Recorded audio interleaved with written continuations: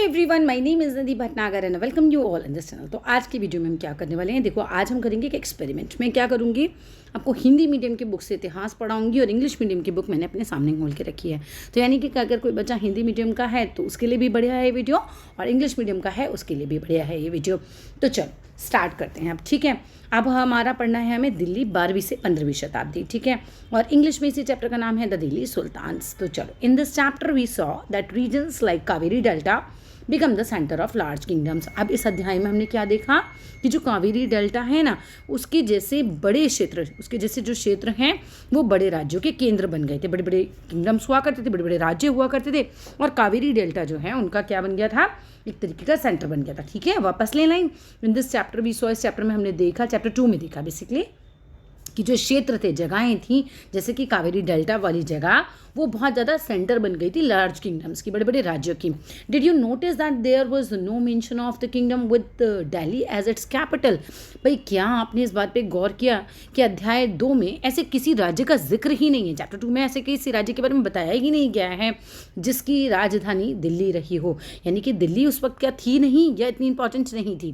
That was because, ऐसा इसलिए हुआ, Delhi became an important city only in the 12th century. तो दिल्ली जो है वो एक महत्वपूर्ण शहर बना था केवल 12वीं शताब्दी में आके, उसके पहले दिल्ली इतना महत्वपूर्ण नहीं था। तो पहला प्रश्न यहीं से निकल आएगा कि दिल्ली जो है वो कौन सी शताब्दी में इतना महत्वपूर्ण हुआ, 12th सेंचुरी में।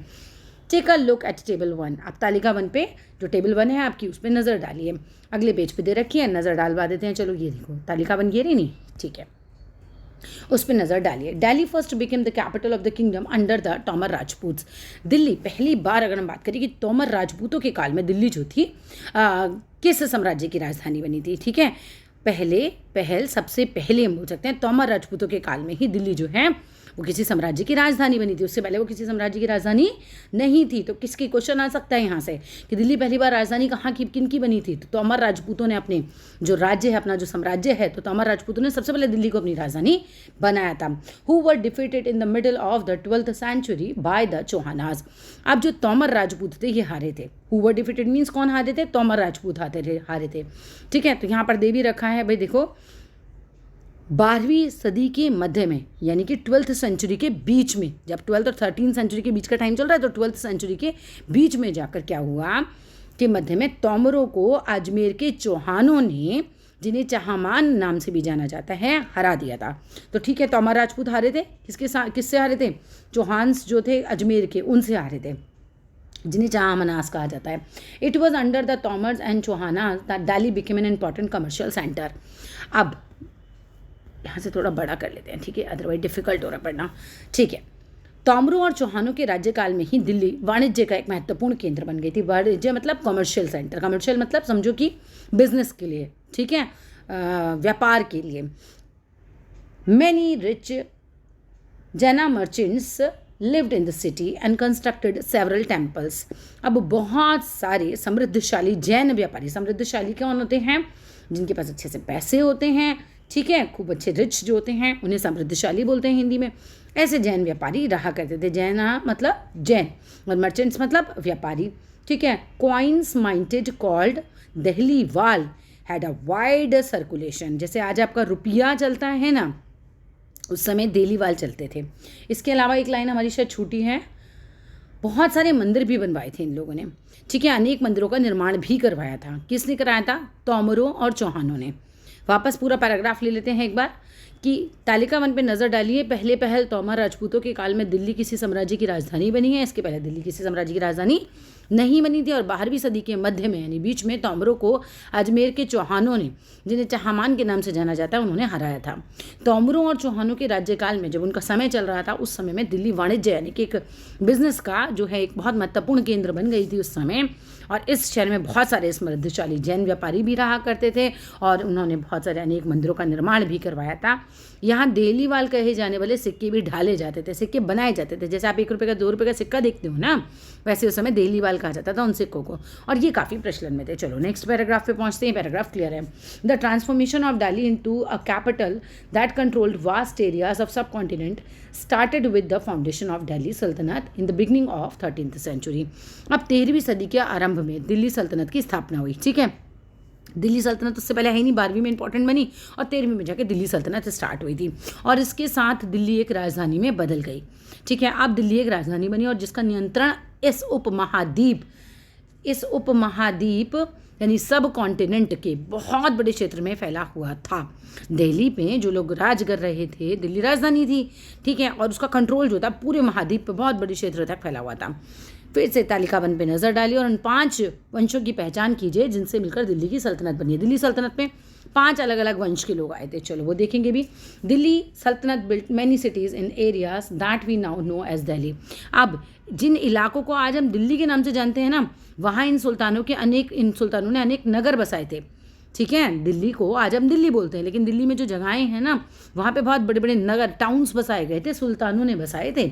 ठीक है, पहला क्या है, दहली, अकोहना, सीरी और जहाँपना को पहचानिए कि भाई ये कहाँ कहाँ पर हैं। ठीक है, दिल्ली में जगहें होंगी। चलो आगे आ जाते हैं। अब दिल्ली के शासक, नेक्स्ट पेज पे पहुंच गए हैं। अब हम 9 पेज का चैप्टर है। ठीक है, तो दिल्ली के शासक में कौन कौन से हैं भाई? राजपूत डायनेस्टी है, उसमें तोमराज सबसे पहले आए थे, तोमर। उसमें आया अनंगपाल का टाइम पीरियड याद कर लेना। फिर चौहान, पृथ्वीराज चौहान। प्रारंभिक तुर्की शासक, तुर्की मतलब तुर्किश रूलर दे रखा है इंग्लिश में। ठीक है, कुतुबुद्दीन ऐबक, शमशुद्दीन इल्तुतमिश, फिर रज़िया आई, फिर गयासुद्दीन बलबन आए, खिलजी वंश आया तो उसमें जलालुद्दीन खिलजी आया, अलाउद्दीन खिलजी आया, फिर तुगलक वंश आया। ठीक है, खिलजी के बाद तुगलक डायनेस्टी आई, उसमें गयासुद्दीन तुगलक आया, मोहम्मद तुगलक आया, फिरोज शाह तुगलक आया, फिर सैयद वंश आया जिसमें खिज्र खान आए, फिर लोधी वंश आया जिसमें बहलोल लोधी आया। अब इंग्लिश में भी इनके नाम आप पढ़ सकते हो आराम से, है ना, थोड़ा डिफिकल्ट स्पेलिंग्स होती हैं, बट हिंदी में लिखे तो आप आराम से इनको पढ़ लोगे। चलो आगे चलते हैं। अब आ गए हम 3rd पेज पे। अब finding out about the Delhi sultans. ठीक है, तो सुल्तानों के अधीन थी दिल्ली हमारी। इतिहास जो all the inscriptions, coins and architecture provide करते हैं lot of information, especially valuable are histories.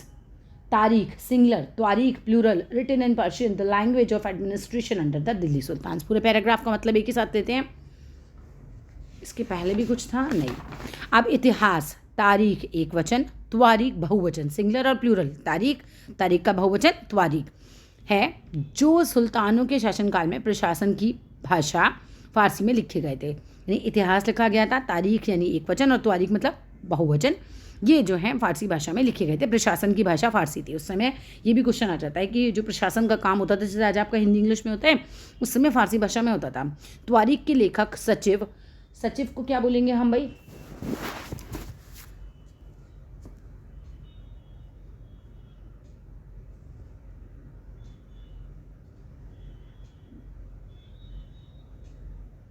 यहाँ पर सेक्रेटरीज दे रखा है। ठीक है, त्वारीख के लेखक सचिव, प्रशासक, कवि और दरबारियों जैसे सुशिक्षित व्यक्ति होते थे।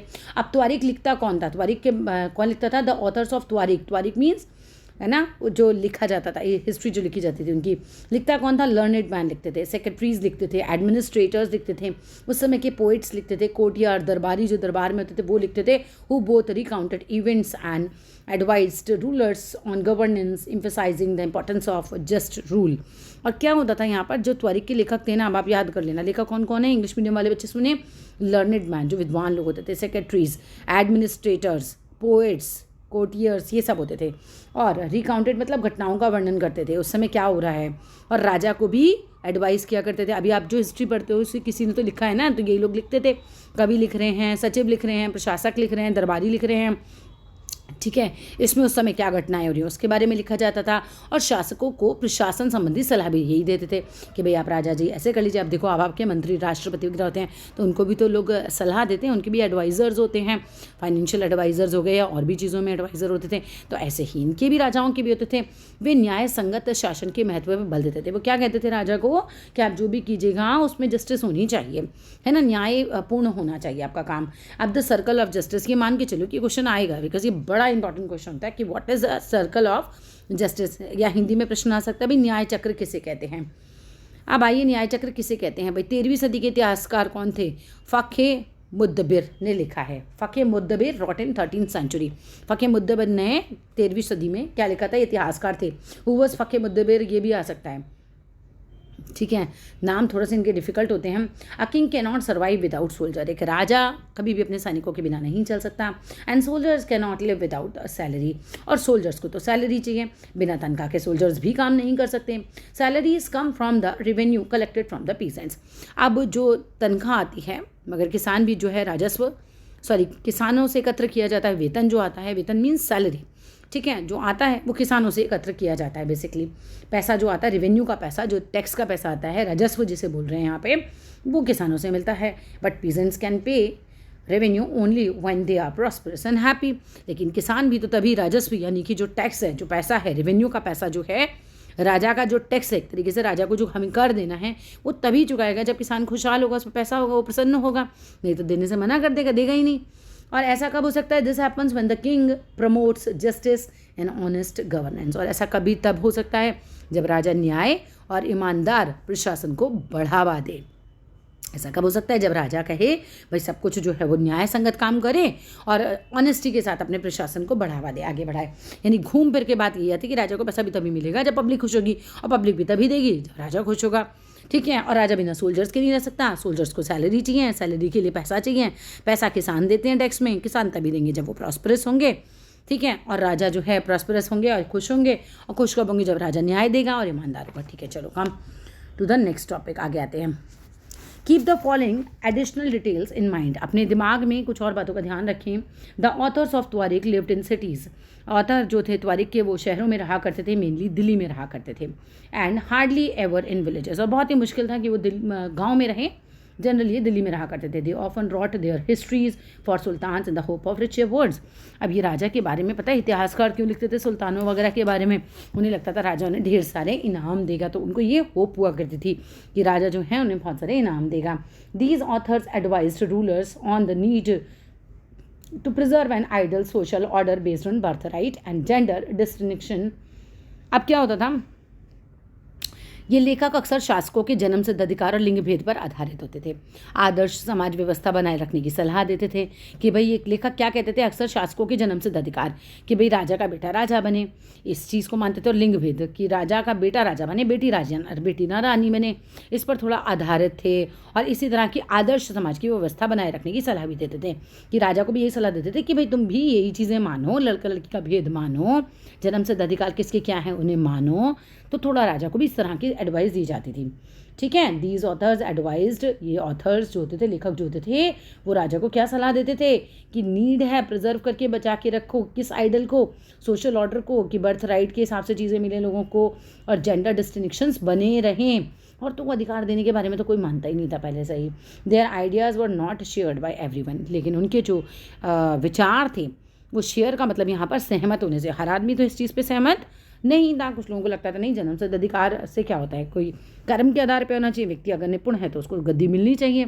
जन्म सिद्ध अधिकार क्या होता है बेटा? बर्थ राइट क्या होता है? Privileges claimed on account of birth, जन्म के आधार पर विशेष अधिकार का दावा। उदाहरण के लिए लोग मानते हैं कि कुलीन व्यक्तियों को कुछ खास परिवारों में जन्म लेने के कारण शासन करने का अधिकार विरासत में मिल जाता है, ठीक है। For example people believe that nobles inherited their rights, कि जो अमीर लोग होते हैं उनको तो जन्म से ही अधिकार मिल जाता है गवर्न करने का, because they were born in a certain families, जैसे कि राजा का बेटा राजा, सेनापति का बेटा सेनापति, और पंडित का बेटा पंडित, तो ऐसे वाले अधिकार। और जेंडर डिस्टिंक्शंस, लिंग भेद क्या होते हैं ये भी पूछ सकती हैं madam. Social and biological differences between women and man, स्त्रियों और पुरुषों के बीच में सामाजिक और शारीरिक रचना संबंधी अंतर। समाज में तो अंतर है ना, समाज अंतर करता है। औरतों को कम जो है प्रभावशाली माना जाता था उस समय, कम अधिकार दिए जाते थे, कम इम्पोर्टेंट समझा जाता था। बायोलॉजिकल डिफरेंस उनको बताया जाता था कि भाई शारीरिक रूप से महिलाएं कमज़ोर होती हैं। Between the women and man usually these differences are use to arrange the man are superior to women. और अब अक्सर क्या होता था, ऐसा क्यों करते थे, ये लिंग भेद क्या था बेसिकली, कि पुरुष जो है वो स्त्रियों की तुलना में उनके हिसाब से श्रेष्ठ होते हैं। चलो नेक्स्ट आते हैं, यहाँ पर नहीं, यहीं पर ही चल रहे थे ना, हाँ यहाँ महनाज सिराज नहीं। इन 1236 सुल्तान इल्तुतमिश डॉटर, एक 1236 की घटना तुम्हें बताइए कि एक सुल्तान थे, उनकी बेटी थी कौन? रज़िया, ठीक है। इल्तुतमिश की बेटी कौन थी? रज़िया, ध्यान रखना पैराग्राफ से क्वेश्चन आएगा। बिकेम सुल्तान, और रज़िया बन जाती हैं अब सुल्तान, एक औरत सुल्तान बनती है इस समय 1236 में। रज़िया नाम था उनका, ध्यान रखना। किसकी बेटी थी? इल्तुतमिश की। The chronicler of the age, मतलब उस समय का एक इतिहासकार था। इतिहासकार कौन? जो इतिहास लिखते हैं, उनका नाम था महनाज सिराज। ठीक है, उनका नाम भी याद रखना, बहुत इंपॉर्टेंट है, महनाज सिराज। रिकग्नाइज्ड दैट, उन्होंने स्वीकार करा, ये बात मानी उस समय के इतिहासकार ने, that she was more able and qualified than all her brothers, भाई थे फिर भी जन्म के आधार पर नहीं, योग्यता के आधार पर ये जो है बन गई थी रज़िया। अब लेकिन क्या हुआ, महनाज सिराज ने लिखा भी कि भाइयों से ज़्यादा काबिल थी, वो मान गए इस बात को, उन्होंने रिकग्नाइज किया, मतलब उन्होंने माना। But he was not comfortable at having a queen as a ruler, मगर फिर भी एक रानी को शासक के रूप में मान्यता वो नहीं दे पा रहे थे। Nor were the nobles happy at her attempts to rule independently, और कोई दरबारी भी जो थे, नॉबल्स कौन होते हैं, दरबारी, जो दरबार में रहते हैं। ठीक है, दरबार में, राजा के दरबार में देखिए इतने सारे लोग बैठे होते हैं, तो दरबारी जो थे वो भी हैप्पी नहीं थे कि भाई कोई ऐसे अटैम्प्ट को कि भाई कोई रूल करे इंडिपेंडेंटली, कोई लेडी उन पर एक तरीके से रूल करे, है ना। दरबारी जन भी उनके स्वतंत्र रूप से शासन करने की कोशिश से प्रसन्न नहीं थे।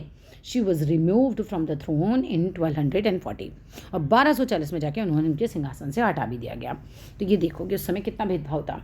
What Mahnaz Siraj thought about Raziya, एक चीज़ आती है कि महनाज सिराज रज़िया के बारे में क्या सोचते थे। Mahnaz Siraj thought that the queen's rule were against the ideal social order created by God, मतलब कितनी पुरानी सोच थी महनाज सिराज ने। देखा कि ईश्वर ने जो आदर्श समाज की व्यवस्था बनाई है ना, कि पुरुष जो है वो ज़्यादा महत्वपूर्ण होता है, पुरुष ज़्यादा साहसी होता है, पुरुष को राजा बनना चाहिए, इस सोशल ऑर्डर के चीज़ खिलाफ है बेसिकली।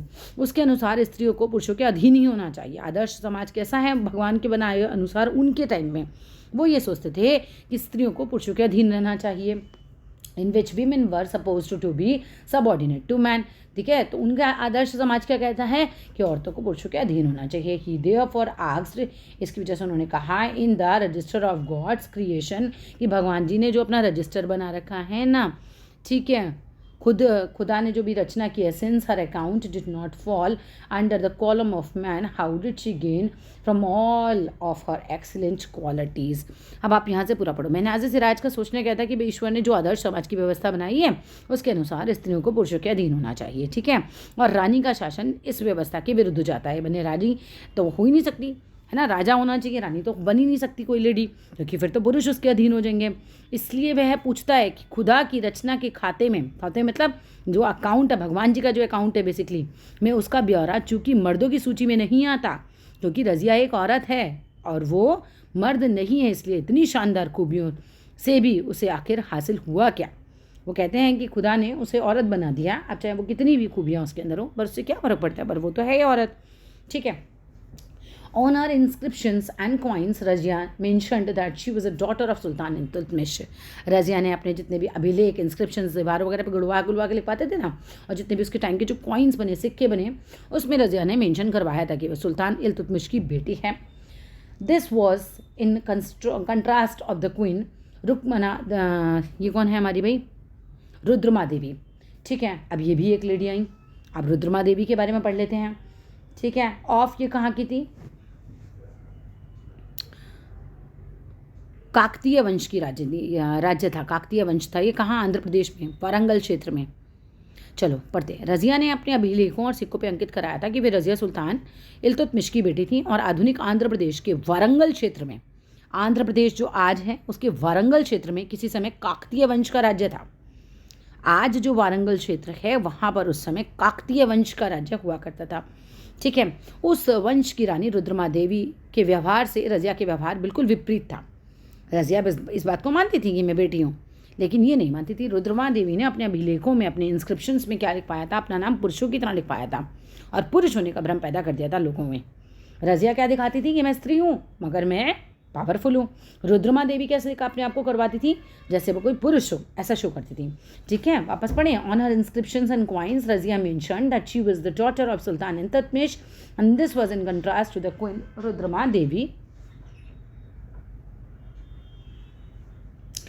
1262 से 1289 का टाइम है of Kakatiya dynasty of Warangal, जो कि पार्ट है मॉडर्न आंध्र प्रदेश का। काकतीय डायनेस्टी ऑफ वारंगल जो कि पार्ट है आंध्र प्रदेश का। रुद्रमा देवी चेंज हर नेम, उन्होंने अपना नाम चेंज किया, कहाँ पर, अपने इंस्क्रिप्शंस पर, एंड प्रिटेंडेड, ऐसा शो किया that she was a man, कि वो कोई आदमी है। अनदर एक क्वीन आई थी दीदा। ठीक है, दीदा, याद रखना, रूल्ड इन कश्मीर, उन्होंने कश्मीर में रूल किया 980 से लेकर 1003 तक। हर टाइटल इज़ इंटरेस्टिंग, उनका जो टाइटल था वो बड़ा इंटरेस्टिंग था। दीदा बोलते थे ना, तो इट कम्स फ्रॉम दीदी, दीदी वर्ड से आया था, और दीदी का मतलब होता है elder sister. An observatory affectionate term given to loved ruler by her subjects. अब इस तरह दीदा नाम क्यों दिया गया था, जिससे कि मतलब एक तरीके से संबोधन ऐसा हो कि भाई सबको प्रिय है वो रानी। पूरा पैराग्राफ फिर से पढ़ाती हूँ। रज़िया ने अपने अभिलेखों पे, अपने इंस्क्रिप्शंस पे, अपने सिक्कों पर यह अंकित कराया कि वह सुल्तान इल्तुतमिश की बेटी थी। आधुनिक आंध्र प्रदेश के वारंगल क्षेत्र में किसी समय काकतीय वंश का राज्य था। उस वंश की एक रानी थी रुद्रमा देवी।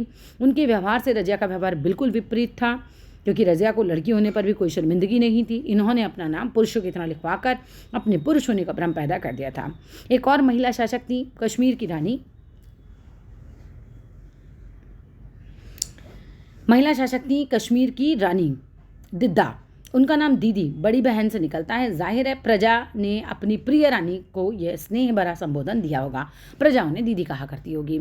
अब आगे आइए, express Minhaj idea in your own words. Minhaj के आइडियाज़ को अपने वर्ड्स में व्यक्त कीजिए। Do you think Razia shared these ideas? तुम्हें लगता है रज़िया ने जो ये आइडियाज़ हैं उनके, रज़िया के भी यही विचार होंगे? बिल्कुल भी नहीं, है ना। रज़िया के तो डेफिनेटली विचार हो ही नहीं सकते। वाई डू यू थिंक, आप ऐसा क्यों सोचते हो? It was so difficult for a women to be a ruler, एक औरत के लिए रूलर बनना इतना कठिन क्यों होता था? चलिए आगे देखते हैं।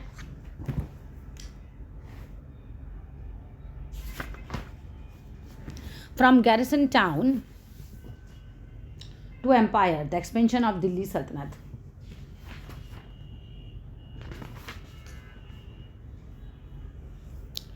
खिलजी और तुगलक वंश के अंतर्गत प्रशासन के नज़दीक से एक नज़र, एक second,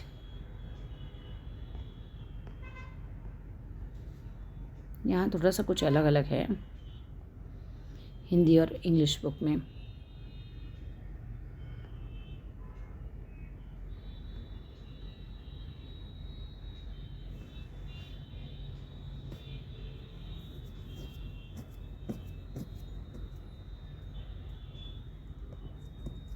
In the early 13th century, the control of Delhi Sultanates rarely went beyond heavily fortified towns occupied by garrisons.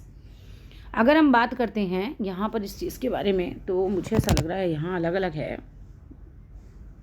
ठीक है, तो इंग्लिश वाली बुक में है, हिंदी वाली बुक में नहीं है, वाला पोर्शन कटा हुआ है, तो मैं हिंदी वाली बुक से भी पढ़ा देती हूँ, मतलब वो पोर्शन छोड़ देती हूँ, उसे अलग से कवर कर दूँगी। ठीक है, नेक्स्ट वीडियो में। आगे आइए, a closer look administration and consolidation under the Khaljis and Tughlaqs. Khalji और तुगलक वंश के अंतर्गत प्रशासन नज़दीक से एक नज़र। The consolidation of a kingdom as vast as the Delhi Sultanate needed reliable governors and administrators. Delhi सल्तनत जैसे विशाल साम्राज्य के समेकन के लिए विश्वसनीय सूबेदारों और प्रशासकों की ज़रूरत थी। अब दिल्ली सल्तनत आपने बनाई है, इतना बड़ा साम्राज्य आपने फैलाया है, तो भाई अच्छे अच्छे सूबेदार आपको चाहिए, रिलायबल गवर्नर्स चाहिए ना, और एडमिनिस्ट्रेटर्स चाहिए जो एडमिनिस्ट्रेशन संभाल सकें। तो फिर क्या होता है, rather than appointing aristocrats and landed chieftains as governors, the early Delhi sultans specially Iltutmish favour करते थे देयर स्पेशल स्लेव्स को परचेज्ड फॉर मिलिट्री सर्विसेज, जिन्हें हम बंधगन कहते थे इन पर्शियन लैंग्वेज। बड़े इंपॉर्टेंट है ये पॉइंट, बड़ा अच्छे से समझ लेना। दिल्ली सल्तनत जैसे विशाल साम्राज्य के लिए हमें उसके समीकरण के लिए, इसलिए समीकरण क्या होता है, कंसोलिडेशन, मतलब आप उसे एक कंसोलिडेट करें, पूरा मिला जुला के एक साथ उस पर ऊपर शासन किया जाए, तो भाई हमें अच्छे अच्छे गवर्नर्स की ज़रूरत थी। उस समय बहुत अच्छा एडमिनिस्ट्रेटर्स की ज़रूरत थी। और उस समय क्या हुआ, दिल्ली के आरंभिक जो सुल्तान थे, स्टार्टिंग में जब दिल्ली सल्तनत शुरू हुई तो शुरुआती सुल्तान में इल्तुतमिश जो थे, सामंतों और ज़मींदारों के स्थान पर अपने विशेष गुलामों को सूबेदार नियुक्त करते थे। वो किसी एरिस्टोक्रेट्स को या फिर किसी लैंडेड जिसके पास ज़मीन हो ऐसे चिफ्टन्स को नहीं नियुक्त कर रहे थे, है ना। वो किसको नियुक्त करना पसंद कर रहे थे, अपने गुलामों को सूबेदार नियुक्त कर रहे थे, और उन्हें बहुत अधिक पसंद भी करा करते थे ऐसा सूबेदार नियुक्त करना। इन गुलामों को फारसी में बंदगा कहा जाता था और इन्हें सैनिक सेवा के लिए खरीदा जाता था। ठीक है, गुलाम उस समय किस लिए खरीदे जाते थे, सैनिक सेवा के, मतलब सैनिक बन जाए वो। They were carefully trained to man some of the most important political officers in the kingdom. और पता है इन्हें अच्छे से ट्रेन किया जाता था, उन्हें राज्य के बहुत ही महत्वपूर्ण राजनीतिक पदों पर काम करने के लिए बड़ी सावधानी से प्रशिक्षित किया जाता था। इनकी खूब ट्रेनिंग होती थी, सैनिक बनाने के लिए बंदे खरीदे जाते थे, ऐसे समझो। वे चूंकि पूरी तरह से अपने मालिक पर निर्भर थे, इसीलिए सुल्तान भी विश्वास करके उन पर निर्भर हो सकते थे। भाई क्या होता था, since they were totally dependent upon the master, तो वो पूरी तरह से अपने मास्टर पर डिपेंडेंट थे, तो सुल्तान को trust and rely upon them, तो सुल्तान भी उन पर पूरा विश्वास कर सकता था, उन पर रिलाई कर सकता था। स्लेव्स रादर देन सन्स, सुल्तानों को सलाह दी जाती थी क्या? The sultans were advised a slave women one has brought up and promoted must be looked after for it needs a whole lifetime and good luck to find a worthy and experienced slave। अब बेटों से बढ़कर गुलाम थे इस समय। सुल्तानों को क्या सलाह दी जाती थी? जिस गुलाम को हमने पाला पोसा और आगे बढ़ाया है उसकी हमें देखभाल करनी चाहिए। ठीक है, सुल्तानों को क्या सलाह दी जाती थी कि सुल्तानों का काम है ये कि अगर आपने गुलाम लिया है, कोई किसी को गुलाम बनाया है, उसे पाला पोसा है, उसे आगे बढ़ाया है, तो उनकी देखभाल भी करनी चाहिए, क्योंकि तकदीर अच्छी हो तभी पूरी ज़िंदगी में कभी ही योग्य और अनुभवी गुलाम मिलता है। ठीक है भाई, ये तो अच्छी बात है ना। आज भी हम ये मानते हैं भैया तुम्हारा नौकर बहुत अच्छा, तुम्हारी किस्मत बहुत अच्छी है। ठीक है, वरना अच्छे नौकर आजकल कहाँ मिलते हैं? तो उस समय गुलामों का चलन था, बढ़िया गुलाम लोगों को लगता था कि नहीं मिलते हैं, तो यही कहा जा रहा है कि उनकी देखभाल करिए। Wise man have said that a worthy and experienced slave is better than a son, कि भैया क्या कहते हैं कि बुद्धिमानों का कहना यह है कि योग्य और अनुभवी गुलाम बेटों से जो है वो बेटों से भी बढ़कर होता है। Can you think of any reason why a slave would be better than a सन?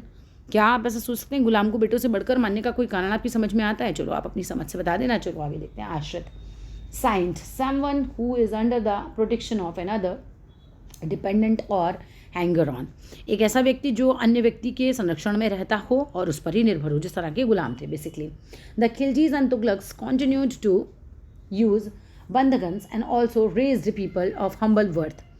अब खिलजी तथा तुगलक शासक बंदगा का इस्तेमाल करते रहे और साथ ही अपने पर आश्रित निम्न वर्ग के लोगों को भी ऊंचे राजनीतिक पदों पर बैठाते रहे।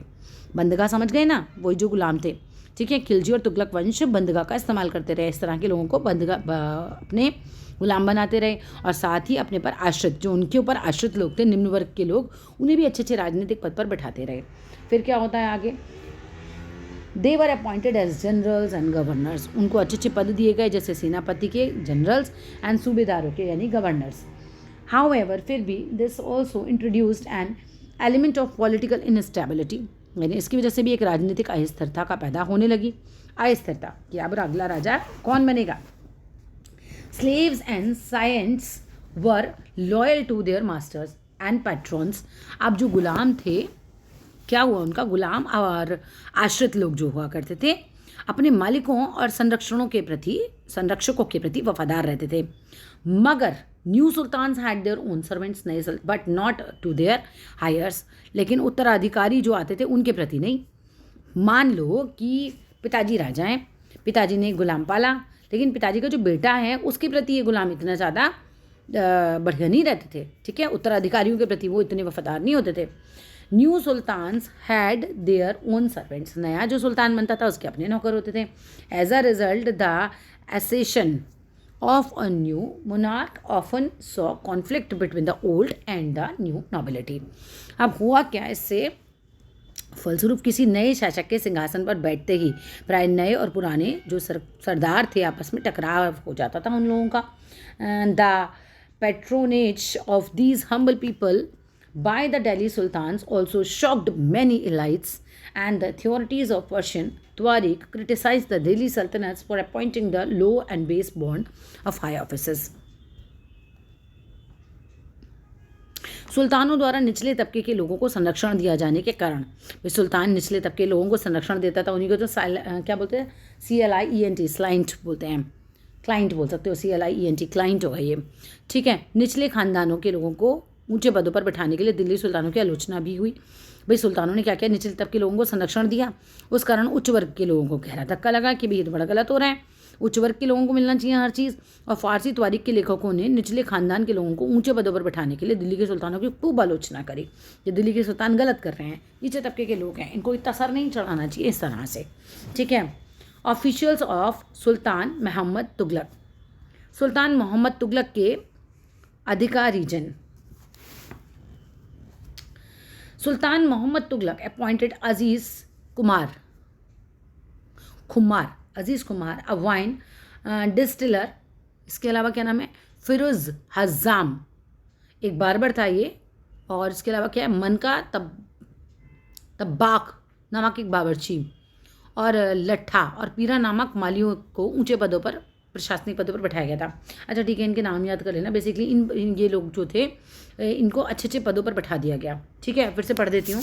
सुल्तान मोहम्मद तुगलक ने क्या किया? अजीज़ कुमार एक कौन था? कलाल था, शराब बनाने वाला था। फिरूक हज़ाम जो एक नाई था, मनका तब्बाक जो एक बावर्ची था, और लट्ठा और पीरा नाम के माली थे, है ना, उनको बड़े अच्छे प्रशासनिक पदों पर बैठा दिया। तो 14वीं शताब्दी के मध्य में इतिहासकार जियाउद्दीन बरानी ने इन नियुक्तियों का उल्लेख सुल्तान के राजनीतिक विवेक के नाश और शासन करने की अक्षमता के उदाहरण के रूप में लिखा। जियाउद्दीन बरानी ने क्या लिखा कि भैया बेवकूफ़ है ये सुल्तान, इसमें तो इतनी काबिलियत ही नहीं कि ढंग से जो है राजनीतिक विवेक ही नहीं है, समझ ही नहीं है एक तरीके से क्या कर रहा है, माली को चुन रहा है, नाई को चुन रहा है, बावर्ची को चुन रहा है।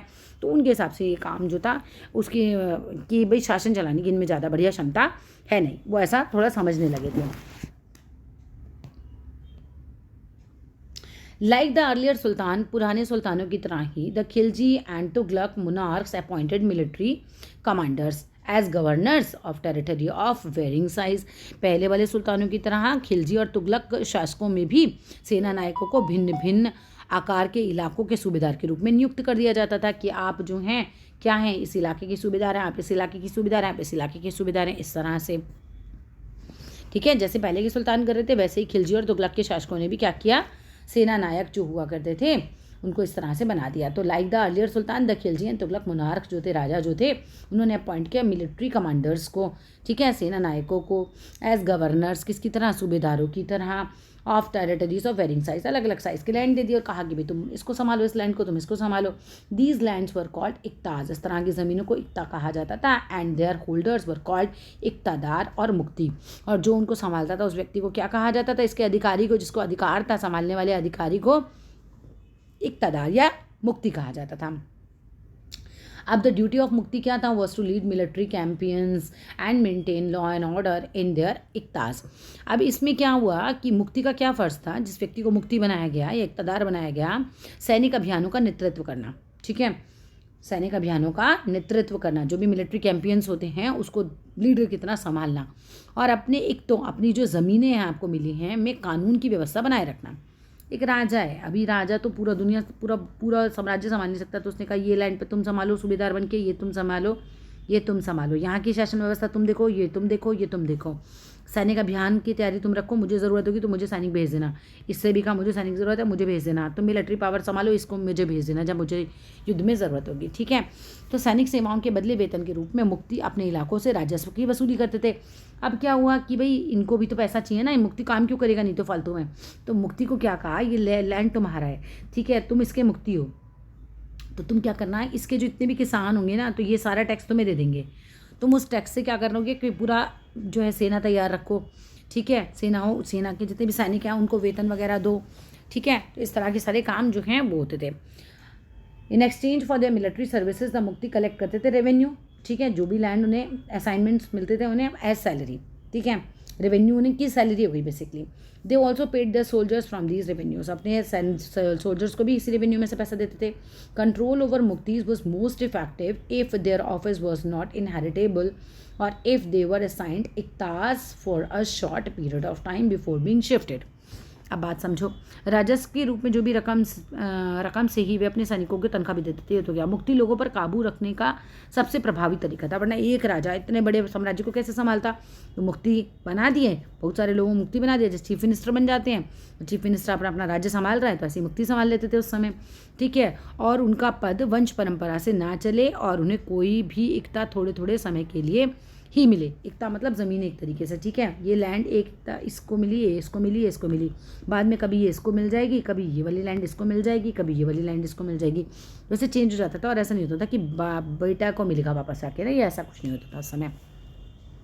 और उन्हें कोई भी इक्ता थोड़े समय के लिए ही मिले, जिसके बाद उनका स्थानांतरण यानी कि ट्रांसफ़र कर दिया जाए। ठीक है, कंट्रोल ओवर मुक्तीज was most effective if their office was not inheritable. ऐसा कंट्रोल ना बढ़िया चलता है जबकि हम ये कहें कि भाई इनहेरिटेबल नहीं है कि बाप को बेटे को मिलेगा आगे, और असाइन कर दिया जाए इक्ता for a short period of time before being shifted. ठीक है, these harsh condition of service was rigorously imposed during the reigns of Alauddin Khilji and Mohammad Tughlaq. समझो ध्यान से, जिसके बाद उनका क्या है, सुल्तान अलाउद्दीन खिलजी और मोहम्मद तुगलक के शासनकाल में नौकरी के इन कठोर नियमों का बड़ी सख्ती से पालन होता था। नौकरी के नियम क्या है? बाप की नौकरी बेटे को नहीं मिल रही और एकता कभी भी चेंज हो सकता है। मुक्ति लोगों के द्वारा एकत्रित किए गए राजस्व की रकम का हिसाब लेने के लिए राज्य द्वारा लेखा अधिकारी नियुक्त किए जाते थे, ये भी था। अब आगे क्या हुआ इसमें? अकाउंटेंट्स जो थे वो अपॉइंट किए गए of by the state to check the amount of revenue जो भी कलेक्ट किया जा रहा है मुक्ति के द्वारा। अब मुक्ति जो है हमने देख लिया कि ज़मीनों से पैसा ले रहा है किसानों से, तो उन्होंने कहा चेक करो कि सही भी ले रहा है नहीं ले रहा है, उसके लिए अकाउंटेंट आए। ठीक है। Care was taken that the मुक्ति is collected only the tax prescribed by the state, कि भाई उतना ही टैक्स लिया जाए जितना राजा ने कहा है, राज्य के द्वारा निर्धारित है रिक्वायर्ड नंबर ऑफ सोल्जर्स के लिए। ठीक है। And that he kept the required number of soldiers. मुक्ति राज्य द्वारा निर्धारित कर ही वसूलें और तय संख्या के अनुसार सैनिक रखें, यानी कि सैनिक भी बहुत सारे रख लें। अब बोर हो जाओगे इससे ज़्यादा करोगे एक वीडियो में, तो चलो अगले वीडियो में देखते हैं इसके आगे का पार्ट।